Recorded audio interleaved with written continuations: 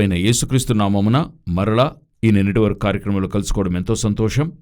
ఈరోజు అంత్యకాలంలో జరగవలసిన అతి ముఖ్యమైన 2 ప్రవచన వాక్యములు మన కంటికి ముందుగా ప్రపంచ రాజకీయాల్లో జరుగుతుంది. దాని గురించి చూడబోతున్నాం. రండి కార్యక్రమంలోనికి వెళ్దాం. మొట్టమొదటిగా ఇస్రాయేల్ పాలెస్టీనియన్ కాన్ఫ్లిక్ట్ మనం చూస్తూ ఉన్నాం కదా. ఈ యుద్ధాల గురించి మధ్యలో ఈ యుద్ధం ఆల్మోస్ట్ ముగిసి ఒక సమాధాన ఒప్పందం వచ్చేలాగుండింది. ఈ కార్యక్రమం శుక్రవారం నమోదు చేస్తూ మీకు అందించేంత వరకు సమాధాన ఒప్పందం స్విట్జర్లాండ్లో జరుగుతుందని తెలియజేశారు. అయితే అక్కడ జరగలేదు. అటు తర్వాత అది ప్రకటన మాత్రమే చేయబడింది, కానీ ఒప్పందం ఉందా అని అంటున్నారు. అమెరికా అధ్యక్షుడు ట్రంప్ కూడా ఆ ఒప్పందము ఆల్మోస్ట్ ఆరంభమైంది, ఆ స్ట్రెయిట్ ఆఫ్ హార్మస్ తెరవబడింది అని చెప్పిన్నాడు. అదే సమయంలో ఇరాన్ వారి అతి ముఖ్యమైన నాయకుడు ఒక యోచించే స్టేట్మెంట్ ఇచ్చాడు. ఏం చెప్పాడంటే, ఈ ఒప్పందాన్ని ట్రంపే ప్రయత్నించి చేస్తున్నాడే గాని ఇందులో మాకు ఒడంబడిక లేనట్టుగా చెప్పాడు. అన్ని విధాలుగా ట్రంప్ ప్రయత్నిస్తున్నాడు అంటే ఏంటర్థం? ఈ ఒప్పందానికి మూల కారణంగా నేనున్నానని ట్రంప్ వ్యక్తపరుస్తున్నాడు అనే విషయాన్ని చెప్తున్నాడు. అయితే అప్పుడే అతడు చెప్పిన మరొక మాట, నా దగ్గర వేరొక ప్లాన్ ఉంది, ఈ ఒప్పందంలో ఏదైనా మీరితే నేను మరొక కార్యాన్ని చేస్తానని చెప్తున్నాడు. అందును బట్టి ఈ ఒప్పందం ఏమీ కాకుండా పోతుందని అప్పుడే చెప్తూ మరి శుక్రవారం ఒప్పందం అవుతుందన్నారు, కాని కాలేదు. ఇప్పుడు మరలా స్ట్రెయిట్ ఆఫ్ హార్మస్ మూసేశారు. ఇప్పుడు మరలా ఆ యుద్ధము యొక్క మరొక ఘట్టం. దీనికి మెయిన్ రీజన్గా వారు చెప్పిన విషయం ఏంటంటే, లెబనాన్ని ఇస్రాయేల్ తాకిందే కారణం అని చెప్తున్నారు. అయితే అది మాత్రమే కాదు, దానితో మరెన్నో కారణాలు కూడా ఉన్నాయని చెప్తున్నారు. మొత్తానికి ఈ యుద్ధము ఇంకా ముగింపుకు రాలేదు. ఇదే మేము నిన్నటి వరకులో చెప్పుకుంటూ వస్తున్నాం. ఇది ఆరంభమైంది 2023 అక్టోబర్ 7 అల్ అక్సా సైట్ కోసం ఆరంభించారు. ఆ ప్రాంతం కావాలని అడిగారు. ఆ కొండకు ఒక తీర్మానం లేకుండా యుద్ధము ముగింపుకు రాదు.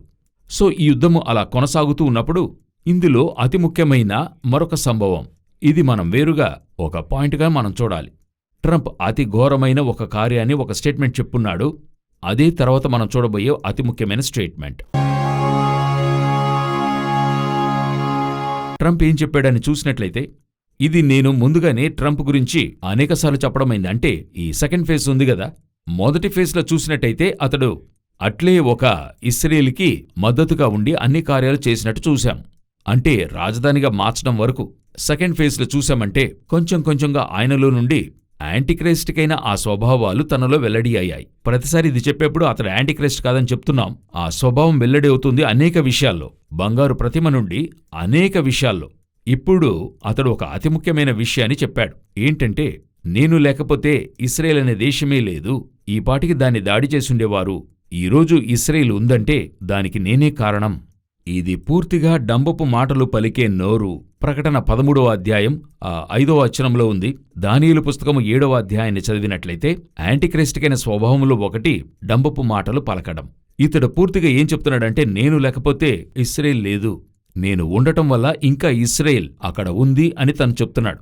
ఇది యాంటీక్రైస్ట్ చేయబోయే ఒక అతి ముఖ్యమైన విషయం. ఏం చేయబోతాడు అని అడిగితే, రానున్న రాజ్యములో ఈ ఇస్రాయేల్లో దేవాలయం కట్టబడటానికి సహాయపడతాడని చూస్తున్నాం. ఆ దేవాలయాన్ని కట్టి తన యొక్క ప్రతిమను అక్కడ నిలబెట్టాలనే విషయాన్ని చెప్తాడు. ఇది మనకి ఆ ప్రకటన 13వ అధ్యాయంలోనూ ఉంటుంది, దానియేలు 11వ అధ్యాయంలోనూ ఉంటుంది. సో ఆ ప్రతిమను ఉంచాలి, లోకమే అతని దేవునిగా చూస్తుంది. అప్పుడు ఇతడు తన ప్రతిమను ఉంచాలంటాడు. ఆ దేవాలయంలో వారు పెట్టారు. అప్పుడే గొప్ప శ్రమ ఇస్రాయేలుకు ఆరంభమవుతుందని మనం చూస్తాం. ఎలా మద్దతుగా ఉన్నవాడు అట్లే ఆపోజిట్గా ప్రతికూలంగా మారతాడని బైబిల్ చెప్తుంది. ఆ ఒక్క స్వభావం ఇప్పుడు ట్రంపులో బయలుపడుతుంది. ఈ కార్యాలన్నీ చూస్తున్నప్పుడు తాను ఇస్రాయేల్కి విరోధముగా అనేక స్టేట్మెంట్లను తెలియజేస్తూ ఉన్నాడు. ఇప్పుడు ఇస్రాయేల్ అంటే, ఈ విషయంలో నేను గనక లేకపోయుంటే బెంజమిన్ నెతన్యాహు బీబీ అంటాడు, బెంజమిన్ నెతన్యాహును ఈ పాటికి లోనబెట్టుండేవారు అని చెప్తున్నాడు. సో ట్రంప్ యొక్క ఈ స్టేట్మెంట్ సరేనా? ఇస్రాయేల్కి ట్రంప్ లేకపోతే అవ్వదా? అనేక మంది ఇస్రాయేల్కి అమెరికానే మద్దతు, అమెరికా అనేది ఒకటి లేకపోతే ఇస్రాయేల్ అనేది లేదు అని చెప్తున్నారు. 1948 ముందు వరకును అమెరికా అనే దేశము ప్రఖ్యాతిలో లేదు, అంటే అగ్రరాజ్యంగా లేదు. ఇప్పుడు 1918లో బాల్ఫోర్ డిక్లరేషన్ అవుతున్నప్పుడు అమెరికా లోనలేదు. ఆ డిక్లరేషన్ను సైన్ చేసింది ఇంగ్లాండ్. సరే, దానికి ముందర మీరు చూడండి, బైబిల్ అంతటా చూడండి. నేను చెప్పేది, ఇస్రాయేల్ అనే దేశము ఏర్పడినప్పటి నుండి, అంటే బయలుదేరి యెహోషువ నాయకత్వంలో వచ్చినప్పటి నుండి వారికి ఆధారముగా నేను కాకుండా వారు లేరు అని చెప్పడానికి ఎవరిని దేవుడు అనుమతించడు. మీరు చూస్తూ ఉన్నారంటే గిదియోను నుండి మీరు చూడండి, ఎవరినైనా చూడండి, నేనే వారికి సహాయపడ్డా, నేనే వారితో నుంచున్నా, వారు ఒంటరిగా నుంచోలేదు, వారికి మరి ఎవరు కూడా సహాయపడలేరు అనేటువంటిది దేవుడు నమోదు చేస్తూ వస్తాడు. నేనే దేవుడను, నేనే నీతో కూడా ఉన్నాను. ఇది అట్లే జరుగుతూ వస్తుంది. అటు తర్వాత మీరు చూసినట్లయితే, ఇప్పుడు మన కాలంలో చూసినట్లయితే 1918 వారు వచ్చిన తర్వాత, బాల్ఫోర్ డిక్లరేషన్ తర్వాత, కొంచెం కొంచెంగా ఇస్రాయేల్ ఏర్పడిన తర్వాత 1948లో ఐక్య సమితిలో తీర్మానం చేయబడినప్పుడు అన్ని దేశాలు తీర్మానించాయి, మద్దతు తెలిపారు, ఇస్రాయేల్ ఏర్పడింది. ఆ 1948లో మే 15న ఒక యుద్ధం, దాదాపు 7 దేశాలు ఇస్రాయేల్కి అగెన్స్ట్గా. ఆనాడు ఒక గొప్ప అగ్రరాజ్యంగా ఉండింది ఇంగ్లాండ్. ఇంగ్లాండ్ తన యొక్క ట్యాంక్స్ 700 ట్యాంక్స్ను జోర్డాన్కిచ్చి వెళ్ళింది. కారణం, వారు అక్కడి నుండి ఇంగ్లాండ్కి తీసుకెళ్లలేరని చెప్పి. ఒక ప్రత్యేక దేశంగా ఇస్రాయేల్ ఉండింది. ఆ రోజు ఏర్పడి ఒకరోజే అయ్యింది. అప్పుడు ఆ రోజు ఇస్రాయేల్కి ఆధారంగా ఉన్నది ఎవరు? బాగా గమనించారంటే వారి దేవుడైన యెహోవా. అద్భుత సూచక క్రియలు. అది మాత్రమే కాదు, ఆ తర్వాత ఈనాటి వరకు అన్ని యుద్ధాలలోనూ ఇస్రాయేల్ విజయం పొందింది. ఒక్క యుద్ధంలో కూడా ఇస్రాయేల్ ఓడిపోలేదు. దీనికి కారణం అమెరికా కాదు, అమెరికా అధ్యక్షులు కారు, ఇశ్రాయేలీయుల దేవుడైన యెహోవా. ఇది ఇశ్రాయేలీయులకు తెలియాలి. ఇశ్రాయేలీయులు ఇప్పుడు ఈ చివరి కాలంలో వారు ట్రంప్ను అధికంగా నమ్ముతున్నారు, అమెరికా అధ్యక్షుణ్ణి. దీనికి ముందున్న బైడెన్ కానివ్వండి, దానికి ముందున్న ఒబామా కానివ్వండి, వీరందరూ ఒక లిమిటెడ్గానే వారి వంతు ఉండారు. అది మంచిది. ఎందుకంటే ఇశ్రాయేలు పూర్తిగా దేవుని నమ్మిన కాలం అది. ఒక పీరియడ్లో ఇస్రాయేల్ ఒక బోర్డు పెట్టుకుని ఉండేది, బెన్ గురియన్ ఎయిర్పోర్ట్ వెలుపట. ఇది నేను చెప్పేది ఒక 30 సంవత్సరాలకు ముందు ఒక బోర్డు పెట్టారు. ఆ బోర్డు ఏంటో తెలుసా? Don't worry America, we are with you అని చెప్పి. అమెరికా భయపడద్దు, నేను నీతో ఉన్నాను అనే స్థాయికి ఇస్రాయేల్ ప్రత్యేకించుకున్న ఒక దేశం. ఈరోజు ఇస్రాయేల్కి నేను లేకపోతే లేరు అని చెప్పే ట్రంప్ స్టేట్మెంటు ట్రంప్ యొక్క పతనానికి ముఖ్యమైన కారణంగా ఉండబోతుంది. సో ఇస్రాయేల్కి మద్దతుగా ఇది ఎందుకు ఈ విధంగా వెళ్తుంది అని చూస్తే, దీనికి మరో కోణముగా లేక మరో కార్యముగా ఇస్రాయేల్ ప్రధాని చెప్పున్నాడు, బెంజమిన్ నెతన్యాహు చెప్పాడు, ఇది మాకైనటువంటి దేశం, మేము ఇది చేస్తూ ఉన్నాం, మాకు ఏం చేయాలో మాకు తెలుసు, మా దేశాన్ని కాపాడుకోవడానికి మేమేం చేయాలి, ఎవరిని తాకాలి, ఎవరిని తాకకూడదని మీరు మాకు చెప్పకూడదు, ట్రంప్ అని చెప్పకుండా పరోక్షంగా ఆయన చెప్పున్నాడు. దీనికి ఇస్రాయేల్ పార్లమెంట్లో మద్దతు ఉంది. ఇస్రాయేల్ ప్రతిపక్ష నాయకుడు చెప్తున్నాడు, చూడండి, ఈరోజు ట్రంప్ ఈ విధంగా మాట్లాడుతున్నాడు, ఈ విధంగా మాట్లాడటానికి బెంజమిన్ నెతన్యాహువే కారణం. మనల్ని చూసి వారు మాట్లాడుతున్నారు అంటే వారెవరునూ మీరు అమెరికాతో పగ పెంచుకున్నారని కాదు, అమెరికా ఈ విధంగా మాట్లాడటానికి మీరు దారిచ్చారే అనే విధంగా చెప్తూ ఉన్నారు. వాక్యం చెప్తుంది, ఇశ్రాయేలీ వినుము, మన దేవుడైన యెహోవా అద్వితీయుడగు యెహోవా. ఆ యొక్క వాక్యం ఈనాటి వరకు ఇశ్రాయేలుకి అది తగినది. ఇప్పుడు ఇందులో ఇశ్రాయేల్ వేరుగా నుంచుంటుంది. ఇప్పుడు లెబనోను తాకడం ఆపలేదు. ఇప్పుడేమవుతుంది? ఈ ఒప్పందము సైన్ చేయబడలేదు. ఇరాన్, ఇస్రాయేల్ లెబనోను తాకితే మేము లోనికొస్తామంటున్నారు. టర్కీ అధ్యక్షుడు చెప్తున్నాడు, ఇస్రాయేల్ లెబనోను తాకితే మేము లోనికొస్తాం. తను అంటున్నాడు, ఇస్రాయేల్ని ఆపి నిలబెట్టండి, ఏం చేయకుండా ఆపండి అని చెప్పి ఇస్రాయేల్కి అగెయిన్స్టుగా ఇవన్నీ కూడా జరుగుతున్నాయి. వీటన్నిటికంటే కూడా టాప్గా చైనా వారు తెలియజేసిన ఒక ముఖ్యమైన స్టేట్మెంట్. చైనా దేశపు మంత్రి చెప్తున్నాడు, ఇస్రాయేల్ దగ్గర న్యూక్లియర్ వెపన్ ఉంది. ఈ న్యూక్లియర్ వెపన్ ఇరాన్కి వ్యతిరేకంగా మాత్రమే కాదు, ప్రపంచంలో ఉన్న ఏ దేశానికి అగెయిన్స్టుగా ఇస్రాయేల్ ఉపయోగించినా ఇస్రాయేల్ అనే దేశం ఇక ఉండదు. చైనా వారి హెచ్చరిక అని డైరెక్ట్గా హెచ్చరిస్తూ ఉన్నాడు. అప్పుడు వారు ఏం చెప్పదలుస్తున్నారు? ఇస్రాయేల్ న్యూక్లియర్ వెపన్ని యూజ్ చేస్తే ఇస్రాయేల్ దేశాన్ని క్లోజ్ చేసి ముగిస్తాం. సో ఇప్పుడు బాగా తేటగా తెలుస్తుంది, ముందుగానే రష్యా వ్యతిరేకమైంది, ఇప్పుడు చైనా వ్యతిరేకమైంది, ఇప్పుడు అమెరికా అధ్యక్షుడు ప్రత్యేక రీతిలో వ్యతిరేకంగా ఉన్నాడు. ఇది కాకుండా ఇరాన్, ఈ దేశాలన్నీ కూడా వ్యతిరేకిస్తున్నాయి. ఇవన్నీ చేరి ఏం జరుగుతుందని అడిగితే ఇస్రాయేల్కి అగెయిన్స్ట్గా ఒక గొప్ప కూటమి తయారవుతుంది. ఇది మాత్రం కాదు, యూరోపియన్ యూనియన్లో కూడా ఇస్రాయేల్కే అగెయిన్స్ట్ అయిన వాతావరణం ఏర్పడుతుంది.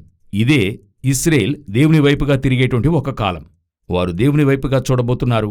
ఈ యుద్ధం మీరు చూచున్నట్లుగా ఒక గొప్ప యుద్ధం ఇస్రాయేల్కి అగెయిన్స్టుగా రష్యా, చైనా, ఇరాన్, టర్కీ వంటి దేశాలన్నీ కలిసి రాబోతున్నాయి. ఈ యుద్ధం మన కంటికి ముందరగా జరగబోతుంది.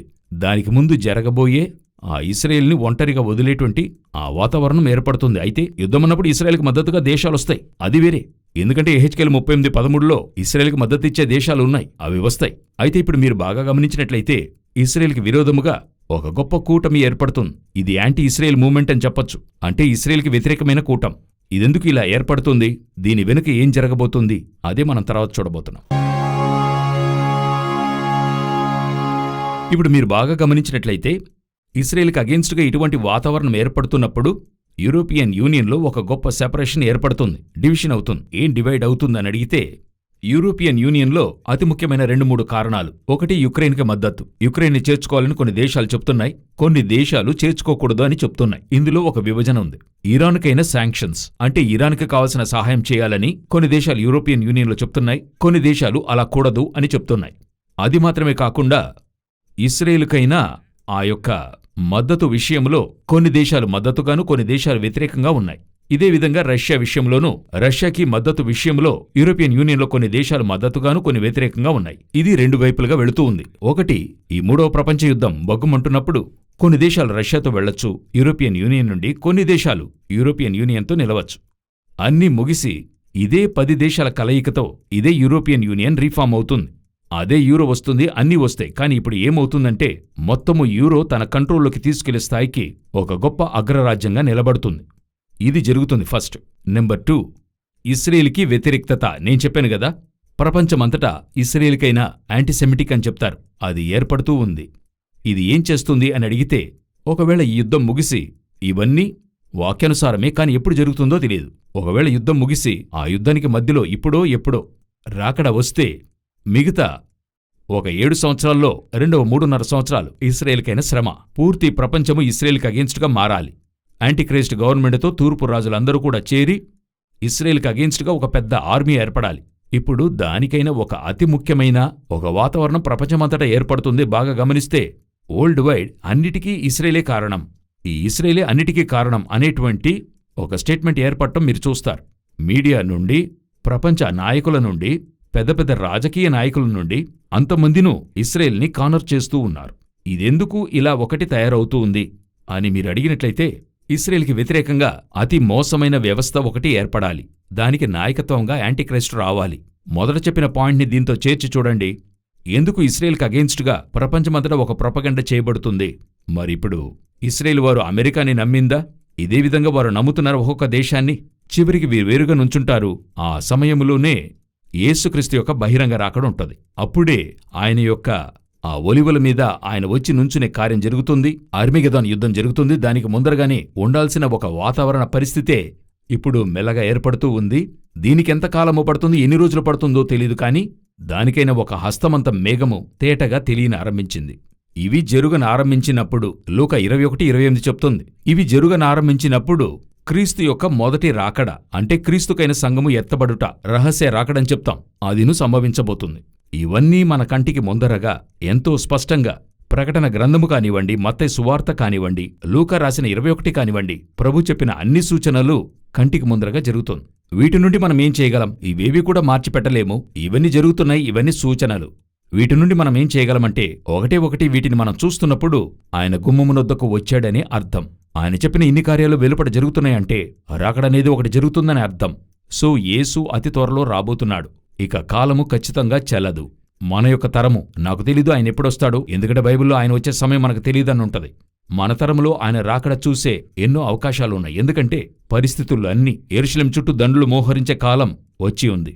ప్రభు అతి త్వరలో రాబోతున్నాడు. ఆయన సంధించడానికి సిద్ధపడదాం. రాకడ ఆలస్యమైతే మరొక నిన్నటి వరకు కార్యక్రమంలో కలుసుకుందాం. God bless you.